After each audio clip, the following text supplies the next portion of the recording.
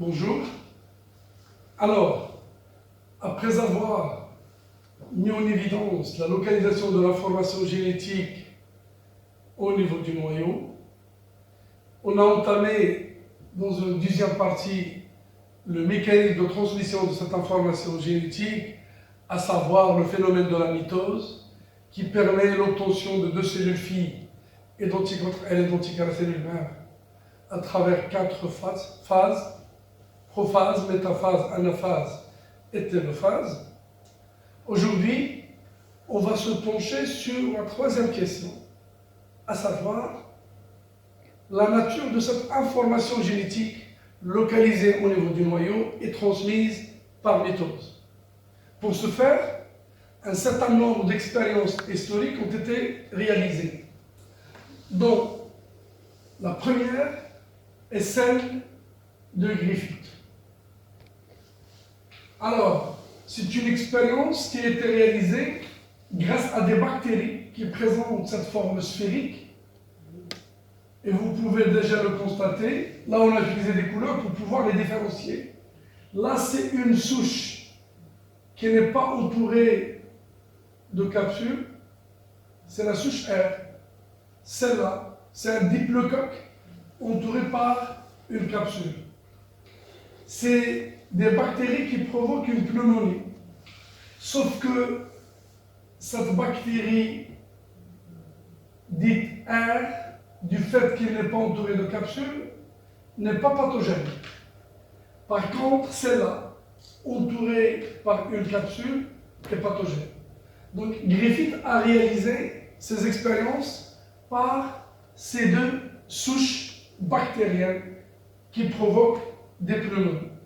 Les expériences ont été réalisées sur des souris. Alors, pour pouvoir suivre ces expériences-là, on va faire appel à une animation.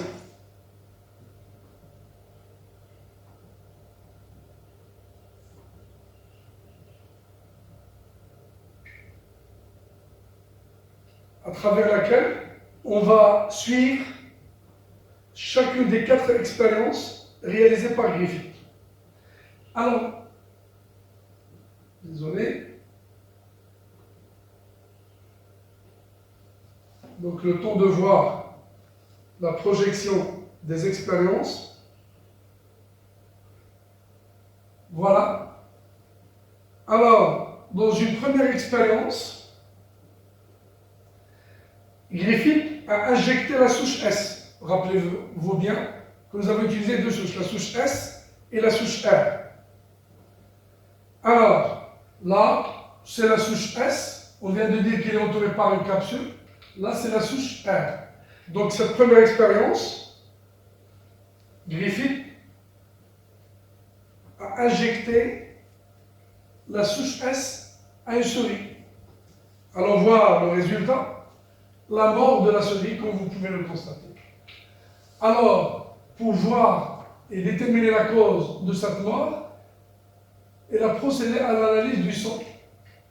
Cette analyse a montré la présence de bactéries de type S, c'est des diplocoques. Un coque et un coque, c'est un diplocoque entouré par une capsule, dans le sang de la souris. Et donc la déduction, c'est que la bactérie S est pathogène. Et c'est elle qui a provoqué la mort de cette souris-là. Dans la deuxième expérience,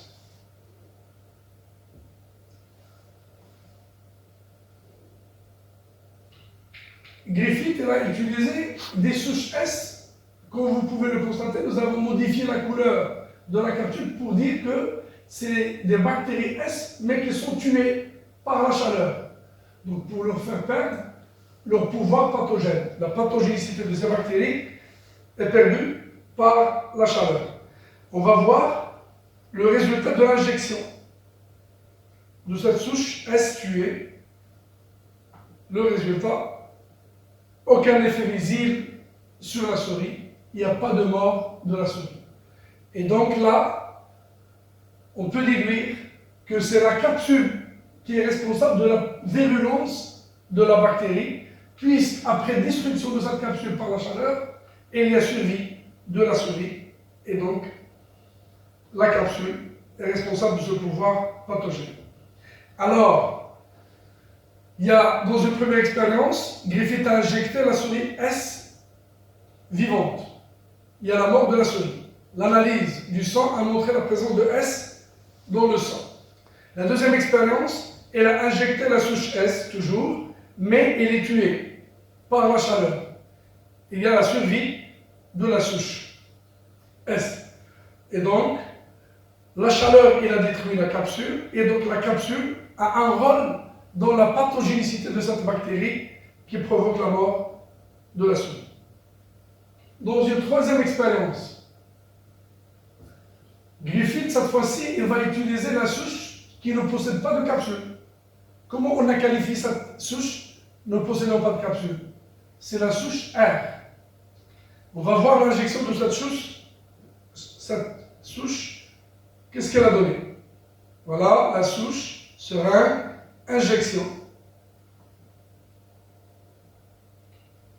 Aucun effet visible sur la souris. Donc, la souche R, qu'est-ce qu'elle a? Elle n'est pas pathogène. Qu'est-ce qu'elle a de si particulier, cette souche R? Elle n'a pas de capsule, contrairement à la souche S. Donc, R n'est pas pathogène, n'est pas virulente, elle n'a pas provoqué la mort de cette souris cette fois-ci. Alors, avant de voir la quatrième expérience, retenez bien que dans une première expérience, Griffith a injecté S tué. Il y a la mort de la souris. S vivante. Il y a la mort de la souris. Après injection de S tué, il y a survie de la souris. La différence entre S vivante et S tué, c'est la capsule qui a été détruite par la chaleur.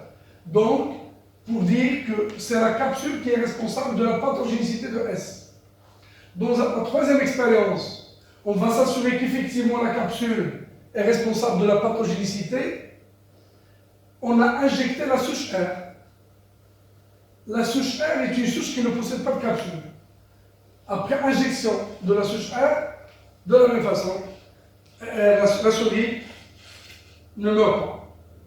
Dans la quatrième expérience, Griffith a injecté un mélange de souche S tuée et de R vivante. À votre avis, quel serait le résultat de cette quatrième expérience? La souche S est tuée par la chaleur. R est vivante. S tuée ne provoque pas la mort. R vivante ne provoque pas la mort. Normalement, le résultat de cette quatrième expérience, c'est que la souris ne va pas mourir. Allons voir, est-ce que c'est vrai? Alors voilà la constitution de notre mélange. Ça, c'est quoi? C'est la souche S tuée. Là, c'est la souche R vivante. Le plus, donc, c'est le mélange des deux qu'on va injecter à cette quatrième souris. Le mélange est là, on l'injecte. Contrairement à ce qu'on attendait, il y a la mort de la souris, bien que l'injection ait été faite par une S tuée et une R vivante. Il faut procéder d'abord à l'analyse du sang pour voir et expliquer pourquoi il y a mort de cette souris. L'analyse du sang, qu'est-ce qu'elle a montré? Il y a la présence de souches S vivantes. Donc c'est le diplocoque entouré par la capsule. C'est la souche smooth S. Alors, on se demande comment ça se fait. Ce que nous avons injecté, c'était S tué. Là, on se retrouve avec S vivante. Le mélange contenait R vivante. Alors là, on obtient S vivante. Comment on peut expliquer cette expérience-là? Alors, on ne peut pas dire que S tuée devient vivante. C'est impossible. Une cellule tuée, c'est une cellule qui ne peut pas revenir en vie une autre fois. La souche R que nous avons utilisée déjà dans la troisième expérience, elle n'est pas virulente, elle ne provoque pas la mort. Alors là, cette S tuée ne peut pas devenir vivante. Est-ce que R vivante peut devenir S? La réponse est c'est possible. Comment? Parce que déjà la différence entre les deux souches S et R, c'est quoi? C'est la capsule. C'est-à-dire, peut-être, R vivante a développé une capsule, a formé une capsule. On ne peut pas l'appeler R. Elle devient alors S. Donc, il y a une transformation de R vivante en S vivante. Et S vivante est virulente et provoque la mort de la souris. C'est exactement la conclusion tirée par Griffith pour dire qu'il y a une substance, parmi les substances de S tuées, qui ont été transmises à R vivante et qui ont permis à cette bactérie R de former une capsule. R, après avoir formé cette capsule, elle devient S. Et S, dans le corps de la souris, provoque la pneumonie mortelle, d'où la mort de la souris. Cette substance transmise de S tué à R vivante pour la convertir, pour la transformer en S vivante, a été qualifiée par Griffith, comment? Du principe transformant. C'est une substance qui a été transmise et qui a provoqué la transformation de R vivant en S vivante. Alors, ça a été qualifié de principe transformant. N'oubliez pas la grande question d'aujourd'hui, c'est de déterminer la nature de l'information génétique.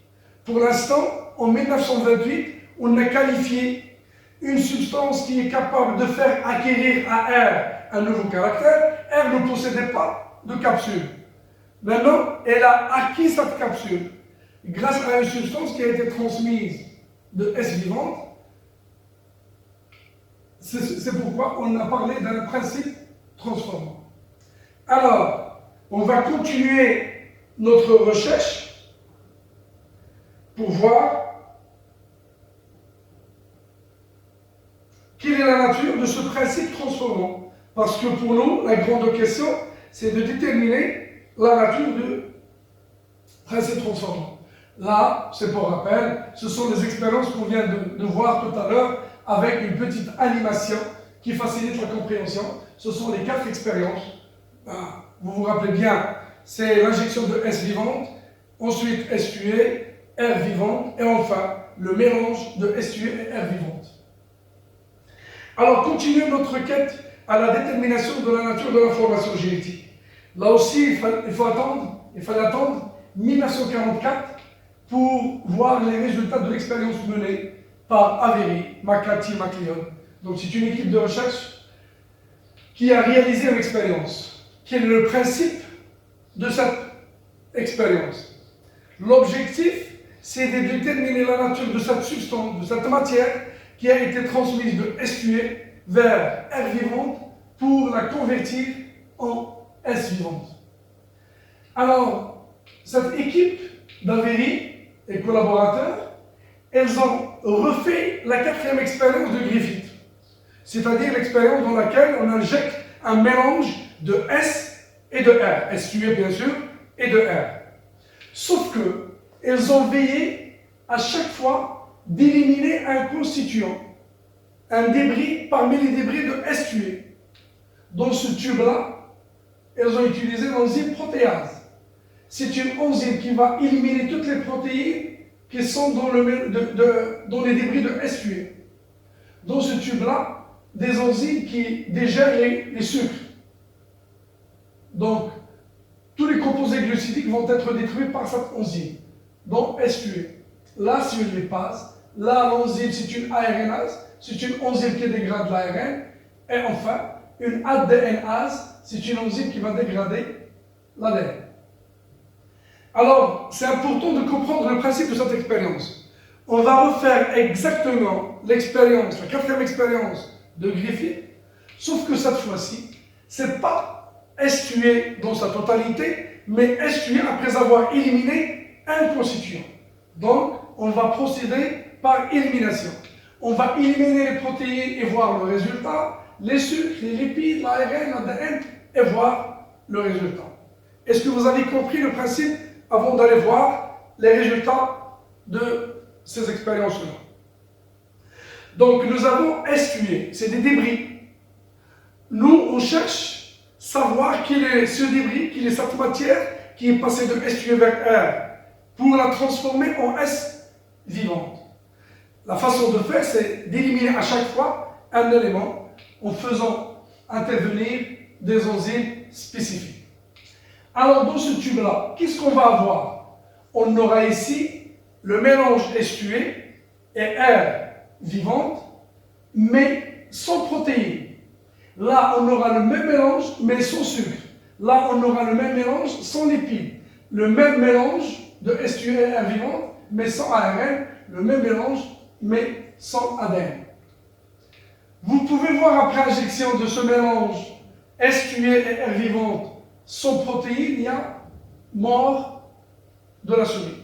Que peut-on conclure? Alors, on a éliminé les protéines, on a injecté le mélange, excepté les protéines, il y a la mort de la souris. Donc les protéines ne sont pas le principe transformant. Après élimination des lipides, des sucres, pardon, même résultat. Ah, donc le principe transformant, ce n'est pas des glucides, non plus les lipides. Dans ces cas-là, les souris ne meurent pas. Plutôt, elles dégénèrent, elles meurent. Pourquoi? Parce que les protéines, les glucides, les lipides, l'ARN, ce ne sont pas le principe transformant. Après leur élimination, pourtant le mélange provoque la mort de la souris. Dans cette dernière expérience, dans ce mélange-là, qui ne contient pas l'ADN parce qu'on a fait agir l'enzyme adénase, qui élimine spécifiquement l'ADN. Là, vous pouvez le constater déjà. Qu'est-ce qu'il y a? Il y a la survie de la souris. Ah, on a injecté le mélange. La seule chose absente, c'est l'ADN qui a été éliminé par l'enzyme adénase et la survie de la souris. Donc, le principe transformant identifié par Griffith est bel et bien l'ADN à travers ses expériences d'Avery. Donc, après 1928, il fallait attendre 1944 pour que Avery puisse démontrer que le principe transformant dont parlait Griffith, c'est l'ADN, parce que c'est le seul élément, c'est la seule substance qui, après avoir éliminé, il y a survie de la souris. On a éliminé les autres éléments et on a injecté le mélange, il y a toujours la mort de la souris. Donc, sur le plan chimique, l'information génétique, c'est ADN. A, c'est pour acide, D, c'est pour désoxyribou, N, nucléique. Donc, c'est un acide nucléique qui s'appelle ADN. Vous pouvez déjà constater que c'est des expériences qui ont apporté beaucoup de choses et qui ont clarifié davantage la nature chimique d'ADN. Et pourtant, la communauté scientifique est restée sceptique par rapport à ça. Et donc, il fallait chercher d'autres expériences pour pouvoir confirmer qu'effectivement, le matériel génétique est constitué de l'ADN. Et donc, l'ADN constitue le support de l'information génétique. Donc, de 1944, il faut attendre 1952. De 1952, avec l'expérience de Hershey et Chase. C'est une expérience connue par l'appellation de bactériophage. Ça consiste en quoi? Là, nous avons une bactérie, elle est là. Cette bactérie fait la cible de ces virus. C'est des phages, c'est des bactériophages, c'est-à-dire des virus qui parasitent obligatoirement des bactéries et sont spécifiques à des bactéries. On constate, on voit ici comment les virus attaquent les cellules. Elles s'accolent sur leurs parois et injectent leur matériel génétique. On va voir ça en détail à travers une petite vidéo qui nous montre ça. Donc c'est une expérience dont l'objectif est de confirmer que la nature de l'information génétique est effectivement l'ADN. Là, c'est un schéma explicatif qui nous donne la structure simple de ce parasite obligatoire, le virus, le bactériophage ou bien le phage T2. C'est une capside protéique qui se prolonge avec un tube caudal, et puis nous avons des fibres et des épines à ce niveau-là. Et à l'intérieur, il y a un matériel génétique qui est l'ADN. Donc ce n'est pas une cellule, il n'y a pas les constituants de la cellule, c'est une entité faite avec une enveloppe, on peut qualifier ça d'enveloppe protéique. À l'intérieur, il y a un matériel génétique sous forme d'ADN. Très bien. Alors, c'est une tête, c'est une queue. Tout ça, c'est des protéines, c'est la capside. Et puis, à l'intérieur, il y a le matériel génétique. On va voir comment cette expérience a permis de dire que l'information génétique est effectivement l'ADN, comme ça a été prouvé par Avery et ses collaborateurs. Alors là, c'est une vidéo qui va nous permettre de suivre, donc un tout petit réglage. Très bien. Alors ce que nous voyons ici, c'est quoi? C'est la bactérie, c'est la cellule hôte, c'est la cellule cible qui va être parasitée par, c'est quoi ça? C'est le phage T2, c'est le bactériophage. On vient de parler, tout ce qui est en fluorescent, vert fluorescent, c'est la tech, c'est la capside de nature protéique. Le bleu à l'intérieur, c'est le matériel génétique, c'est l'ADN. Très bien. Donc, on va voir comment cette expérience a confirmé que le matériel génétique est l'ADN. Alors là, c'est des choses dont je viens de parler, c'est la structure simple des virus d'une manière générale. Donc nous avons l'ADN et nous avons le revêtement de nature protéique. Alors, ce virus arrive à la surface de la bactérie, de la cellule, elle se fixe et injecte leur ADN à l'intérieur de cette bactérie. Donc, comment on a exploité cette multiplication virale pour dire que, effectivement, le matériel génétique est l'ADN. Là, l'expérience qui a été faite est la suivante. Il y a les protéines et il y a l'ADN. Donc, on a procédé à la radioactivité qui nous offre un moyen de faire le suivi. Donc, les protéines ont été marquées par le soufre S35. C'est un constituant qu'on trouve au niveau des protéines. Donc, il y a le soufre dans certains acides aminés. Et donc, on a fait le marquage pour pouvoir visualiser et suivre la radioactivité du bactériophage.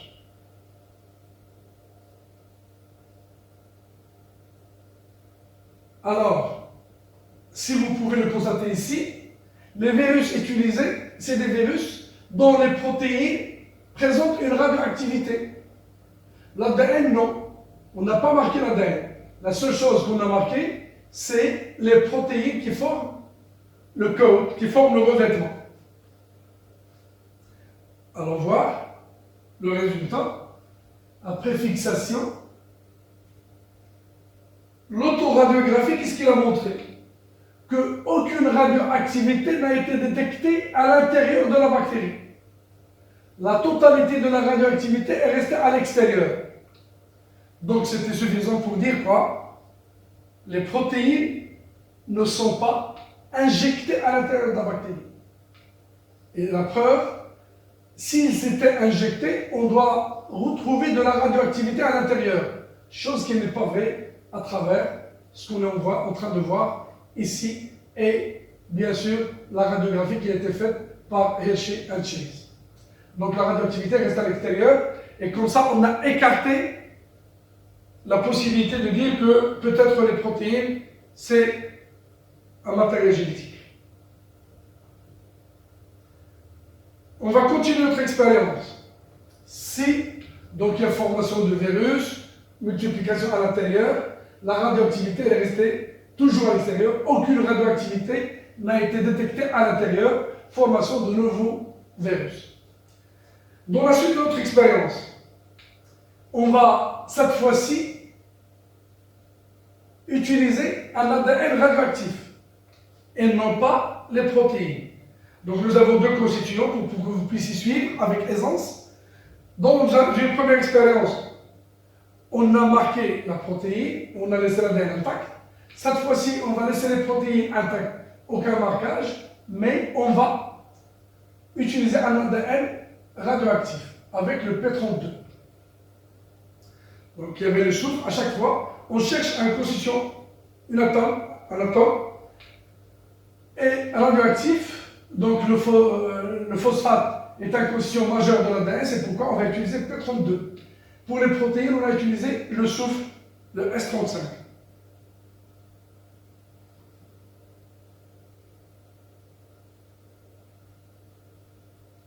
Alors, on a refait l'expérience. Vous pouvez voir les virus, les phages qui ont été utilisées, elles ont un ADN radioactif. Les protéines ne sont pas radioactives dans cette expérience-là. On va voir le cycle. Injection de l'ADN à l'intérieur de la bactérie. Et là, cette fois-ci, on constate une radioactivité à l'intérieur de la bactérie. Il y a de la radioactivité à l'intérieur de la bactérie. La seule chose qui a été marquée, c'était l'ADN. Et là, on voit une radioactivité à l'intérieur. Et donc, c'est suffisant pour dire que, le seul élément qui a été injecté, c'est l'ADN. Cet ADN, une fois à l'intérieur, il s'est multiplié. En plus, il a entraîné la formation de nombreux virus. Elles sont là, avec toutes les protéines, la capsule, la tête, c'est-à-dire la tête, la queue, avec les épines. Donc, formation d'un phage entier. Et ils sont nombreux. Et qui vont finir par éclater cette bactérie et aller conquérir d'autres bactéries. Et donc, c'est une expérience qui nous permet, l'injection de l'ADN a conduit à la formation de nombreux virus, c'est-à-dire que cet ADN, elle portait toute l'information nécessaire à la formation de nombreux virus. Très bien.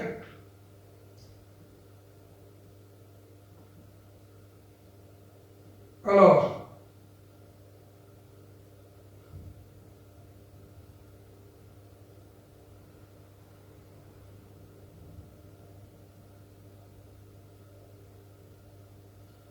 là, donc, on montre un petit peu le cycle de vie du virus. Elle se fixe sur la bactérie. Elle injecte son ADN. Cet ADN porte le programme génétique qui détermine, qui commande la multiplication de l'ADN viral. Et en même temps, le matériel génétique de la bactérie, il est détruit. Là, on commence à former toutes les pièces nécessaires, tous les éléments nécessaires à la formation de virus.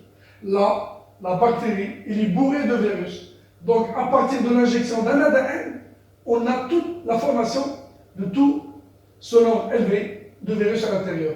Donc, l'ADN qui est injecté, elle portait toutes les informations nécessaires à cette multiplication. Cette grande charge virale à l'intérieur de la bactérie va finir par éclater la bactérie et libérer les virions à l'intérieur.